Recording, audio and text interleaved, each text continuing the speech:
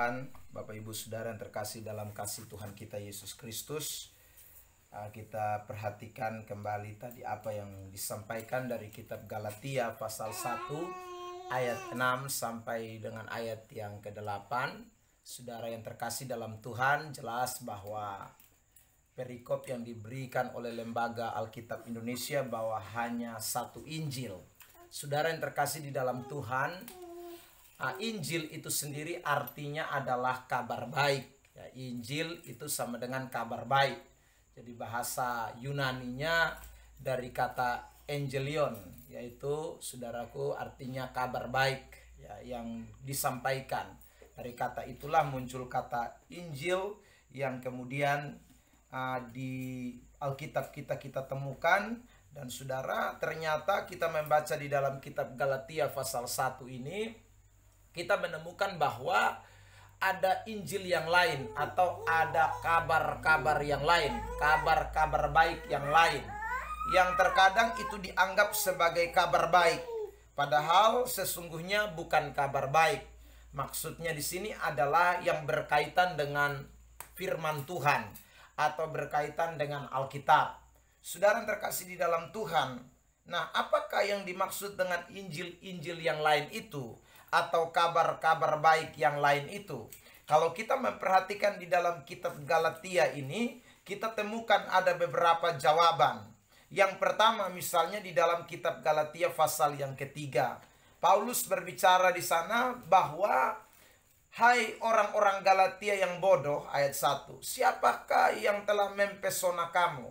Bukankah Yesus Kristus yang disalibkan itu telah dilukiskan dengan terang di depanmu?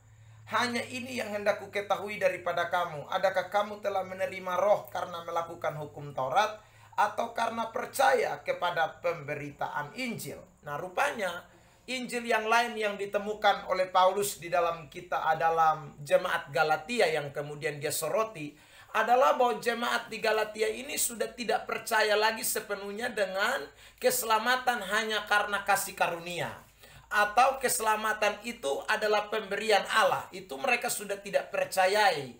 Mereka lebih percayai kalau keselamatan itu diperoleh karena melakukan hukum Taurat. Makanya Paulus singgung di dalam ayat yang tadi saya bacakan buat kita, bahwa kamu sudah terima Roh Kudus itu karena lakukan hukum Taurat atau karena percaya kepada pemberitaan Injil.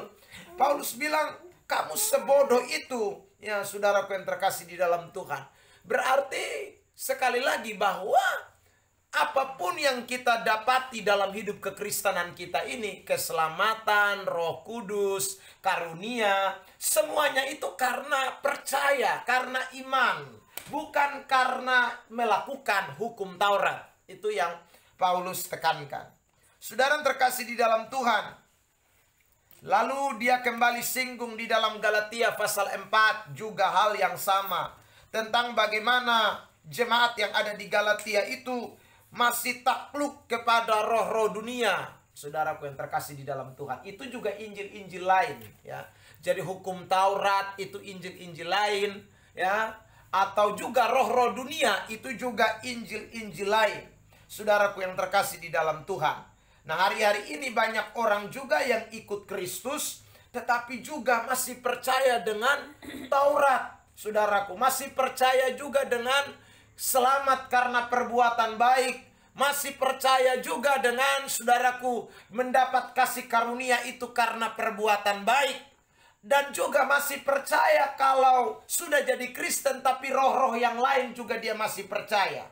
Seperti jemaat Galatia, saya baca di ayat 8 lagi.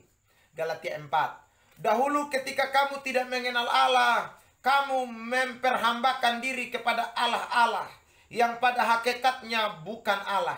Tetapi sekarang sesudah kamu mengenal Allah, atau lebih baik sesudah kamu dikenal Allah, bagaimana kamu berbalik lagi kepada roh-roh dunia yang lemah dan miskin, dan mau mulai memperhambakan diri lagi kepadanya? Saudaraku yang terkasih, kamu dengan teliti memelihara hari-hari tertentu, bulan-bulan, masa-masa yang tetap, dan tahun-tahun. Aku khawatir kalau susah payahku untuk kamu telah sia-sia. Jadi ini jemaat kembali kepada roh-roh dunia. Itu yang Paulus katakan Injil lain, saudaraku yang terkasih. Jadi hari ini, malam ini, saya mau ingatkan juga buat kita jemaat Tuhan yang hadir pada kesempatan ini. Ingat baik-baik, saudara sudah percaya kepada Injil Kristus. Apa itu Injil Kristus? Yang pertama, saya ulangi. Injil Kristus itu artinya selamat hanya karena kasih karunia. Karena iman, karena percaya kita selamat. Saudaraku. Yang kedua, Injil Kristus itu artinya, sekali lagi, bahwa kita sudah dimerdekakan. Kita tidak lagi ada di bawah perhambaan roh-roh dunia. Seperti yang dulu kala, sebelum kita bertobat, sebelum kita percaya kepada Tuhan Yesus. Makanya saudara, ingat baik-baik, tidak usah percaya lagi dengan hal-hal tahyul, hal-hal mistik, hal-hal dongeng, hal-hal yang bersifatnya duniawi. Saudara, kita orang Kristen itu mesti sadar. Sekarang ini saya sudah percaya kepada Yesus. Jadi hidup saya ini sepenuhnya ada di tangan Tuhan. Ya saudaraku. Tidak usah percaya lagi yang aneh-aneh itu. Jangan seperti jemaat Galatia. Ya saudara. Ini yang Paulus sedang tekankan. Saudaraku yang terkasih di dalam Tuhan. Jadi fenomena dua ini yang juga hari-hari ini sedang merajalela di mana-mana. Saudara. Orang percaya kepada Taurat. Artinya lakukan sesuatu dulu baru bisa memperoleh kasih karunia. Saudaraku yang terkasih dalam Tuhan. Yang kedua, orang selalu memperhamba dirinya kepada hal-hal yang bersifat duniawi. Ini yang Paulus soroti di dalam kebenaran ini. Saudaraku yang terkasih di dalam Tuhan, pertanyaannya adalah, mengapa orang begitu lekas percaya dengan pemberitaan-pemberitaan atau hal-hal yang bukan adalah Injil benar atau kabar baik? Sekarang kita kembali kepada kitab Galatia pasal 1. Saudara yang terkasih di dalam Tuhan, perhatikan di dalam Alkitab kita di ayat 8. Tetapi sekalipun kami atau seorang malaikat dari sorga yang memberitakan kepada kamu suatu Injil yang berbeda dengan Injil yang telah kami beritakan kepadamu, terkutuklah dia. Saudaraku yang terkasih di dalam Tuhan. Yang pertama, kemungkinan ini saudaraku, bahwa orang-orang Korintus ini, orang-orang Galatia ini percaya kepada Injil-Injil yang lain yang tadi saya sudah sebutkan ada dua itu. Injil Taurat, Injil roh-roh dunia, saudaraku yang terkasih dalam Tuhan. Oleh karena ada orang-orang yang menyatakan diri seperti terlalu rohani. Lebih rohani dari Paulus. Mereka tidak akui Rasul Paulus sebagai Rasul bahkan. Saudaraku yang terkasih dalam Tuhan. Karena ada orang-orang yang dianggap lebih rohani, lebih luar biasa. Ini juga yang hari-hari ini terjadi.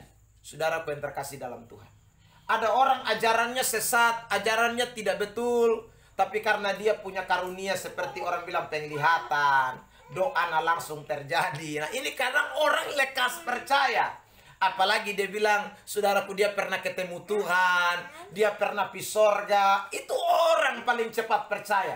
Padahal mungkin dia omong itu firman yang lain. Bukan firman yang Alkitab bicarakan. Bukan Alkitab bicarakan itu kebenaran. Tapi karena dia punya kelebihan-kelebihan yang pastinya bukan datang dari Tuhan. Yang pastinya bukan karena saudaraku dia memilikinya itu dari kasih karunia Allah.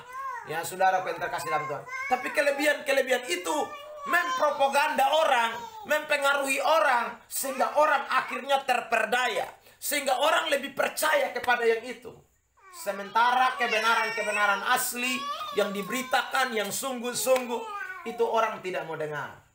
Saudara yang terkasih dalam Tuhan kita Yesus Kristus. Sampai saya dengar beberapa waktu yang lalu, katanya ada orang yang pi berdoa cari tahu tentang saya. Saudaraku yang terkasih dalam Tuhan. Orang kayak gila-gila. Saudaraku, betul ini mengkali sumengong setengah. Saudaraku yang terkasih dalam Tuhan. Ya. Ini kesuan percaya dan kebenaran. Saudaraku yang terkasih dalam Tuhan. Ya. Kalau mau cari tahu tentang saya tuh lebih baik pi langsung di kantor BPD. Itu paling tahu saya siapa. Saudaraku yang terkasih dalam Tuhan. Ya, daripada lu cari-cari tahu yang jelas-jelas nih, atau lu kasih kesempatan waktu tinggal di bepu rumah 10 hari begitu, kalau kan pas tahu, saudara yang terkasih dalam Tuhan. Kadang-kadang orang ini foy berat ya saudara. Makanya saya ingin sampaikan di Alkitab tuh sebenarnya tidak ada hamba Tuhan yang begitu, tidak ada saudara yang terkasih dalam Tuhan, hamba Tuhan yang tukang cek-cek orang itu sudah ada, saudara. Kalau ada tuh dukun. Jadi saya mau sampaikan ini malam juga kepada saudara yang hadir, supaya ingat baik-baik. Tak usah, bukan hanya beta sah. Orang lain siapa pun potong tak usah picet. Saudara, tak usah. Tolong cek dulu Om Son, kira-kira dia karman. Tak usah lu, tak sibuk bikin. Saudaraku yang terkasih dalam Tuhan. Tak usah. Ya, coba potong belajar untuk mengoreksi diri kita masing-masing. Ya, saudaraku yang terkasih dalam Tuhan. Ya, ini yang saya mau seberangkan buat kita. Itu Injil lain, Injil palsu. Ya. Dan kalau orang yang berdoa juga bilang, oh ya kita tutup mata, kita lihat, kira-kira dia ada bikin apa. Nah ini dia sama-sama. Jadi saudaraku yang dikasih oleh Tuhan, penyesat dengan penyesat. Saudaraku. Makanya kita ini jadi orang Kristen, ingat baik-baik. Injil yang kita percaya itu adalah firman Allah. Yang kita percaya adalah kebenaran Alkitab. Yang kita percayai adalah Injil Kristus. Ini yang kita percayai. Jadi saudara, sekalipun ada orang bilang dia pernah punya penglihatan, punya segala macam, ingat baik-baik, sesuai tidak dengan kebenaran. Kalau tidak sesuai, Anda tidak boleh percaya. Kita mesti berani tolak. Mau kita pun keluarga, kok mau siapa kok, saudara yang terkasih dalam Tuhan, kita harus percaya kepada Injil. Paulus berkata, sekalipun dia dari sorga, tapi kalau dia memberitakan Injil yang lain, yang telah kami beritakan kepadamu, terkutuklah dia. Ini kata-kata keras. Terkutuklah dia, bukan main-main, saudaraku yang terkasih dalam Tuhan. Nah itu alasan yang pertama, ya saudara. Di ayat 9 juga kembali ditekankan. Seperti yang telah kami katakan dahulu, sekarang kukatakan sekali lagi.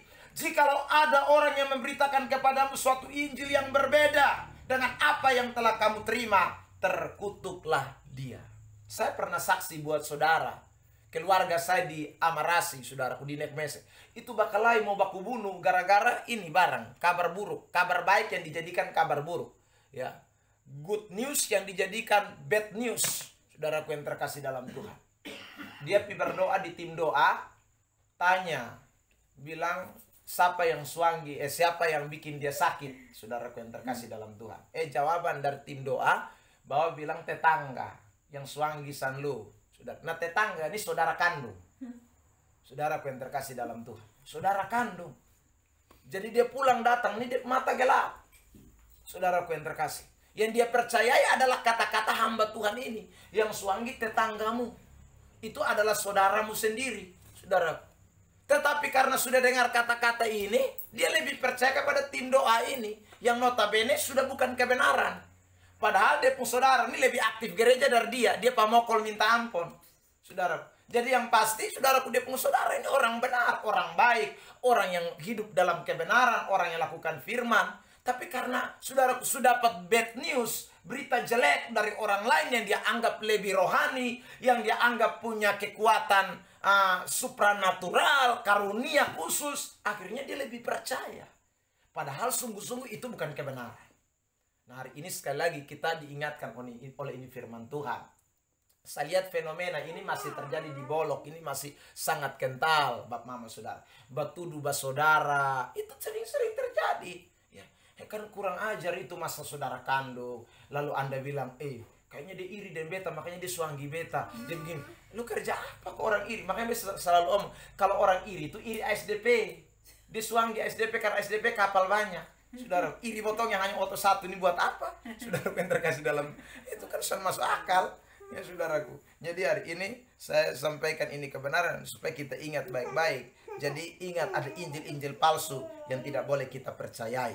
Yang terakhir saudara, dikatakan di ayat 10. Ya saudara.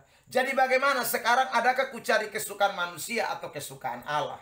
Adakah ku coba berkenan kepada manusia? Sekiranya aku masih mau mencoba berkenan kepada manusia, maka aku bukanlah hamba Kristus. Saudara, Injil yang lain itu pasti karena kesukaan manusia, bukan kesukaan Tuhan. Jadi kenapa orang suka memberitakan Injil-Injil palsu? Karena dia mau cari keuntungan. Saudaraku yang terkasih dalam Tuhan. Dia mau cari keuntungan dari orang yang dia beritakan Injil palsu. Karena Injil palsu itu pasti ikuti kemauan orang yang minta itu Injil atau minta itu kabar baik. Saudaraku yang terkasih dalam Tuhan. Saya bagaimana menyukakan hati orang supaya orang bisa kasih saya sesuatu yang lebih baik. Saudaraku. Maka saya beritakan firman, saya beritakan kebenaran, pokoknya yang enak-enak saja. tahu saya yang singgung-singgung orang pun perasaan, dia buat dosa, nah beta tahu saya omong. Nah itu, saudara. Kenapa? Karena ada maksud untuk kesukaan saya pribadi. Saudaraku yang terkasih dalam Tuhan. Nah hari ini kita diingatkan oleh ini kebenaran. Paulus nyatakan bahwa adakah aku mencari kesukaan manusia atau aku mencari kesukaan Kristus? Kalau aku mencari kesukaan manusia, aku bukan hamba Kristus. Makanya saya sampai hari ini, saudara, saya sampaikan buat seluruh jemaat Tuhan yang hadir malam ini. Saudaraku yang terkasih dalam Tuhan, beta suka cari muka di orang. Beta akan sampaikan kebenaran di atas kebenaran. Mau kaya kok, mau miskin kok, mau suka beta kok, suka, beta mau tahu. Saudaraku yang terkasih dalam Tuhan. Iya, karena bagi saya Injil lebih penting. Menyukakan hati Tuhan lebih penting daripada menyukakan hati manusia. Sekalipun manusia terkadang lihat botong mungkin sebelah mata. Mungkin saudaraku yang terkasih dalam Tuhan, dia tidak suka dengan kita, dia jelekan kita. Dia mungkin saudaraku yang terkasih dalam Tuhan akan tinggalkan kita, bahkan mungkin bisa. Saudara, tapi kebenaran tetap mesti kebenaran. Saudaraku yang terkasih dalam Tuhan.